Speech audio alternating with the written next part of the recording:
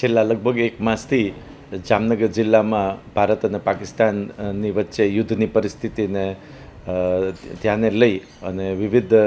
વ્યૂહાત્મક જગ્યાએ વિવિધ અગત્યની જગ્યાઓએ મોક ડ્રીલનું આયોજન જિલ્લા પ્રશાસન દ્વારા કરવામાં આવેલું. એના ભાગરૂપે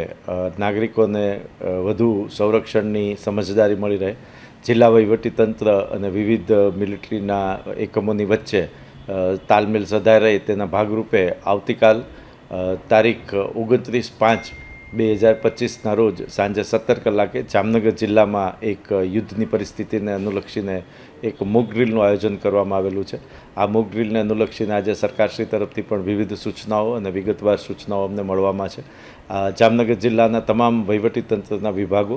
અને તમામ સંરક્ષણના દળો, એરફોર્સ, નેવી અને મિલિટરી સ્ટેશનને સાથે રાખી અને આવતીકાલે એક મોક ડ્રીલનું આયોજન કરવામાં આવેલું છે, જેની જાહેર જનતાને નોંધ લેવા માટે અપીલ કરવામાં આવે છે. મોક ડ્રીલના જ ભાગરૂપે અને આગામી દિવસોમાં ફરીવાર યુદ્ધની કે આપાતકાલીન પરિસ્થિતિનો ઉપસ્થિત થાય તો તે સમયે જામનગરના નાગરિકોને પણ નાગરિક સંરક્ષણની અને યુદ્ધની પરિસ્થિતિમાં બચાવની કામગીરીમાં ધ્યાન રહે તે માટે આવતીકાલે તારીખ 29/5/2025ના રોજ રાત્રે 8 કલાકથી રાત્રે 8:30 સુધી